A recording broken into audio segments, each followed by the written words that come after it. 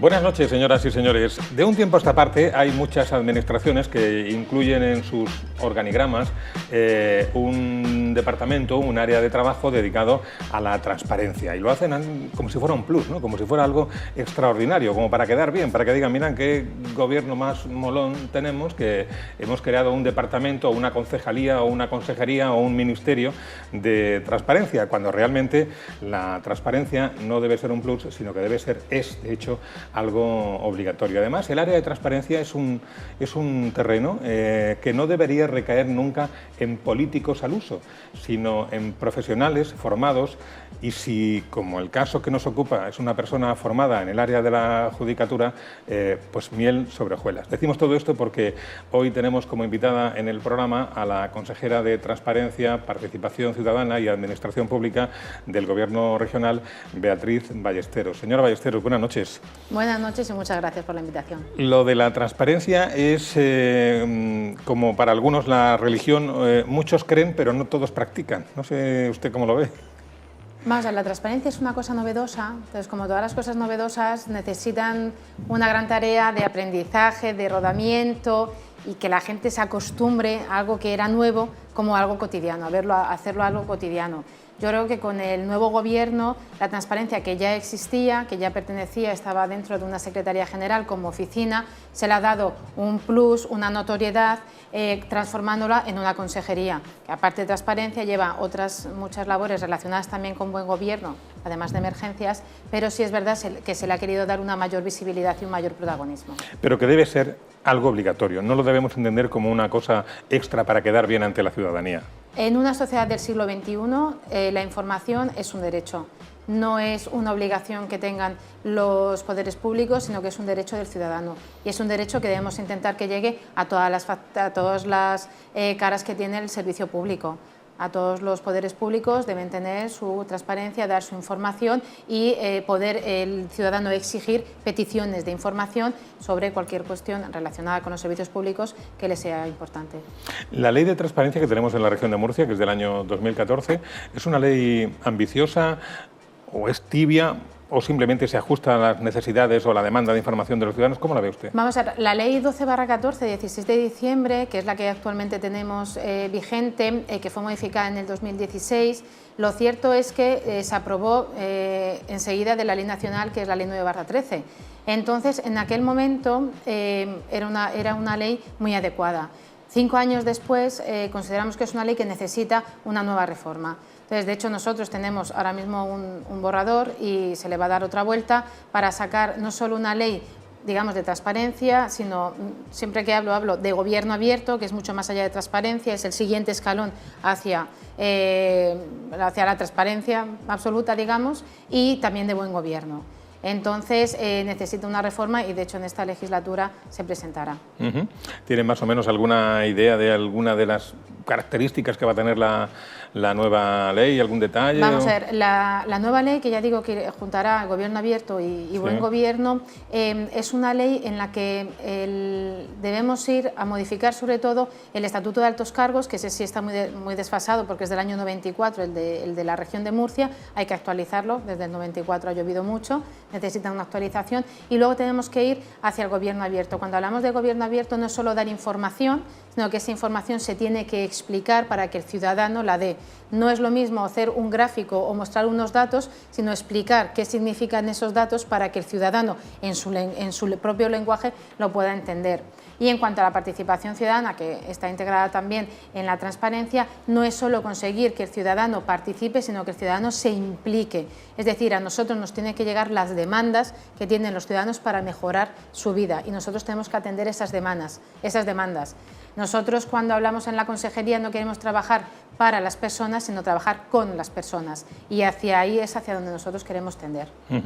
¿Tenemos razones los ciudadanos para desconfiar de la administración pública? Porque no debería ser así, pero sin embargo la sensación general, no sé si es de desconfianza, como mínimo de recelo, ¿no? Por ejemplo, Hay muchos concursos públicos que despiertan sospechas. Ahora tenemos en los medios de comunicación en la región de Murcia uno, el famoso contrato de las ambulancias, que está ahí paralizado y en estudio, en fase de investigación con lupa y todo eso. ¿Tenemos razones para sospechar? Vamos a ver, la realidad es que existe esa desconfianza. Hay unos baremos de 21 países en el ámbito internacional y en España, digamos que la corrupción contrastada y acreditada es del 2% y sin embargo la desconfianza de la población es del 95%. Hay un desfase de 93 puntos y en esa estadística de 21 países era el desfase mayor, el de los 93 puntos que había en España. Nosotros, una de las finalidades, y de hecho la Dirección General se llama Regeneración y Modernización, nosotros consideramos que tenemos que volver a conseguir que los ciudadanos confíen en la Administración. La Administración funciona y los ciudadanos pueden exigir, los medios tienen mecanismos para exigir a los altos cargos que muestren todo lo que están haciendo. Las contrataciones públicas tienen unos pliegos, existen sus mecanismos de control, por ejemplo el del TEA, que como efectivamente dice, que actualmente es un contrato que se está revisando en el tribunal oportuno, de manera que esos controles lo que hay que hacer es mostrarlos. No tenemos que ser temerosos que un contrato se revise, porque debería ser lo cotidiano, y en caso que esté erróneo, no habría ningún problema en corregirlo. La corrupción, como usted sabe, es una condición inherente al ser humano. Nos guste o no, es así, ¿no? Pero ¿cómo se combate? Porque yo siempre creí que era una cuestión de ética personal, pero no sé si es así o no. ¿Cómo se convence a un cargo público de que lo público es sagrado? Vamos a ver, nosotros otra de las enmiendas, de los propósitos que tenemos en esta legislatura precisamente es una ley de lucha integral contra la corrupción. En esa ley de lucha integral contra la corrupción, uno de los baluartes será el buzón ético.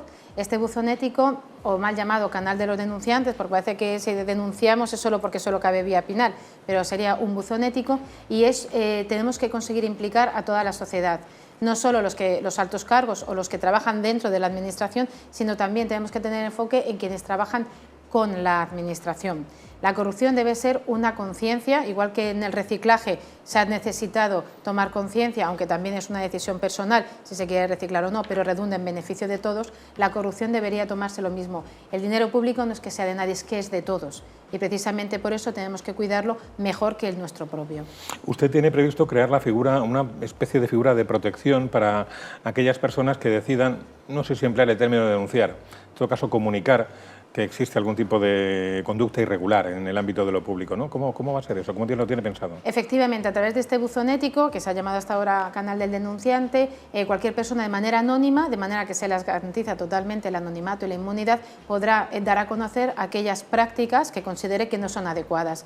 Ya digo que no tienen que ser solo comportamientos penales, porque obviamente los comportamientos penales deberán tener otro cauce. Sino los comportamientos o las prácticas que no considera adecuadas. Tenemos que garantizar este anonimato porque para saber lo que ocurre en la Administración solo lo conocen o las personas que trabajan dentro o las personas que trabajan con la Administración. Podrían tener consecuencias en su quehacer diario, de manera que se quiere garantizar el absoluto anonimato. Este buzón ético y este anonimato que se garantiza a las personas que den a conocer estas prácticas tiene que ir acompañado de una institución autónoma, independiente, que garantice que todo esto funciona y que supervise efectivamente la realidad de esas prácticas. Esto va además de la mano con una modernización que se quiere hacer a la inspección de los servicios, de manera que también se implique en detectar y en prevenir y en corregir aquellas prácticas que se consideren que no son adecuadas dentro de la Administración. Estamos hablando mucho de transparencia, de buen gobierno, porque a mí me parece su consejería muy importante. Siempre hablamos de las grandes, de Hacienda, de Educación y demás. A mí, sin embargo, me parece muy importante su ámbito de competencia en el gobierno, pero bueno, lleva más cosas también. Y una de las que lleva es temas de simplificación administrativa, donde se ha avanzado mucho, es cierto, donde todavía las nuevas tecnologías permiten avanzar mucho más para hacer la vida más cómoda a los ciudadanos y a las empresas también en particular, que necesitan agilidad administrativa, ¿no? Absolutamente. De hecho, nosotros hemos reunido no solo la simplificación administrativa, sino que en una plena concordia con la Consejería de Industria y de Empresa hemos asumido también la simplificación empresarial. Digamos que son dos patas, dos caras de la misma moneda y una no se entiende sin la otra. De manera que tanto desde la perspectiva de la Administración para evitar trabas innecesarias, facilitar trámites, simplificar la burocracia, pero incluso para el ciudadano y para las empresas, si hay documentos que ya puede disponer de ellos la Administración, administración no hace falta requerir al ciudadano o a la empresa la aportación de esos documentos. Se ha iniciado la vía y obviamente se necesitan dar grandes pasos para simplificar. El pequeño autónomo o la pequeña empresa no tiene tiempo ni tampoco tiene medios para dedicarse a la burocracia que muchas veces nos absorbe todas las energías. Eso hay que simplificarlo y de manera que nosotros, como digo, seamos un servicio público hacia ellos y no un quebradero de cabeza. En esa vía estamos, y además de manera unificada, ya digo, con la Consejería de Industria y de Empresa. La seguridad ciudadana y las emergencias también entran dentro de su competencia, las policías locales, el consorcio de extinción de incendios, los famosos planes Infomur y Copla.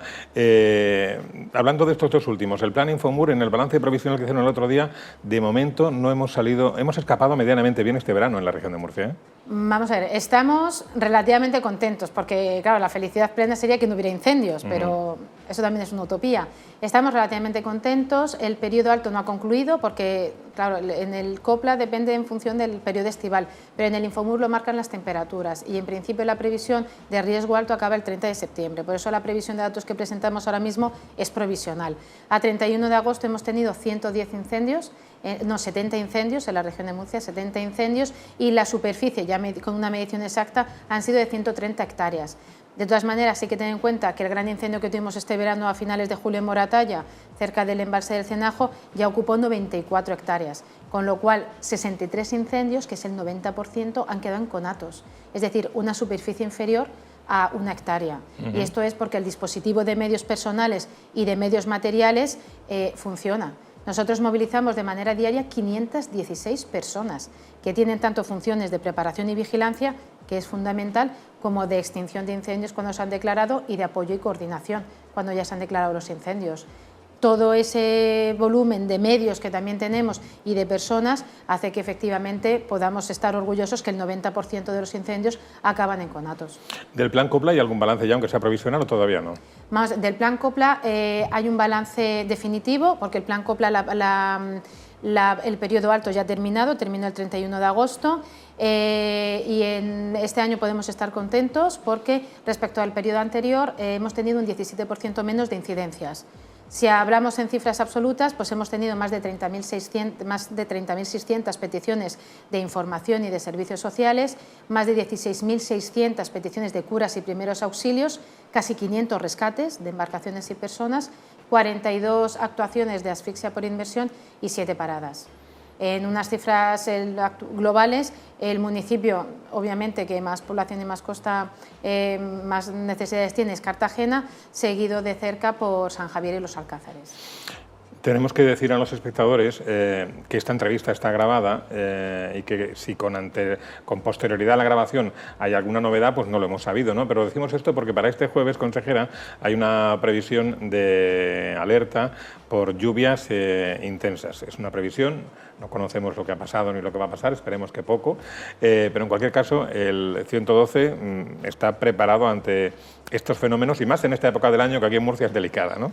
Sí, nosotros tenemos otro plan que no es tan conocido, que es el Inunmur, que en estos casos es el que, junto con el resto de personal de protección social, de protección civil y todos los del consorcio y todos los demás mecanismos, actúa. Se prevé una alerta naranja, las alertas las fija la Agencia Meteorológica, que entrará por la noche del jueves o la madrugada, por la noche del miércoles, la madrugada del jueves, durante todo el jueves, y el episodio de precipitaciones durará hasta la tarde del viernes. Es alerta naranja porque la previsión, hablamos de previsiones, es hasta de 40 litros por hora, que en un periodo de 12 horas llegarían a 100 litros. Ahora se llaman danas, antes eran gota fría. Viene a ser lo mismo, y entonces en función de la alerta nosotros tenemos un contacto más que diario, cada pocas horas, con la Agencia Meteorológica, que nos va informando de la evolución, es la que va decidiendo si las alertas son amarillas o son naranjas, y en función de la alerta que nos comunican, nosotros ya como prevención empezamos a movilizar medios personales y humanos que estén alerta, para que cuando se produzcan estos episodios poder actuar de manera inmediata. El otro día leí unas declaraciones suyas en prensa en las que decía que quería usted implantar en la administración pública la meritocracia. Aunque etimológicamente podemos entender lo que significa la palabra meritocracia, pero explíquenoslo usted. Vamos a ver, en la administración hay gente muy válida, hay gente muy formada. La mayoría, afortunadamente, ¿eh? Lo que pasa es que los menos son los que hacen ruido. Efectivamente, eso siempre pasa. Cuando hace ruido, en España cuando hablamos nosotros es para quejarnos. Pocas veces hablamos en España para dar la enhorabuena a la gente y es un hábito que podríamos ir cambiando. Hay gente muy válida, casi todo el mundo en la administración, con muchas ganas de trabajar, con muchas ganas de tener una administración del siglo XXI, con una formación continua y constante, y el mérito tiene que ser la sintonía. Si uno dice a un seleccionador de fútbol a quién quiere en su equipo, va a decir que siempre a los mejores. Entonces, si a mí me preguntan a quién quiero en mi equipo, tengo que decir lo mismo, yo quiero a los mejores. Y hay que buscar esos perfiles técnicos sobradamente preparados, jóvenes con ganas de trabajar, para ponerlos en los puestos de mando y que también puedan dirigir a los que también tienen ganas de trabajar, que están por debajo, ir todos en la misma sintonía. El mérito, la capacidad, debería ser la bandera que determinara el nombramiento dentro de la administración. O sea, dicho de otro modo, la meritocracia es el antónimo de la amigocracia. Probablemente. Se pueden tener amigos que además tengan su mérito. También puede haberlo. No es incompatible. Consejera, ¿no había tenido usted antes vinculación con el mundo de la política? Nunca, jamás. Pues ¿quién diría que lleva usted un mes en la consejería? Sí. Se lo digo de verdad. Es mi primera entrevista en la televisión, con eso lo digo todo. Pues ha agotado usted bueno, hemos cumplido el tiempo previsto, tenemos 15 minutos, pero el temario que nos habíamos preparado, hay muchas más cosas de las que hablar y más detenidamente, pero tiempo tendremos, que esto no ha hecho más que empezar. Efectivamente. Beatriz Ballesteros, consejera de Transparencia, Participación y Administración Pública, muy amable, muchas gracias y hasta una próxima ocasión. Un placer estar con ustedes, muchas gracias. Gracias, hasta el próximo programa, gracias también a ustedes por acompañarnos. Buenas noches.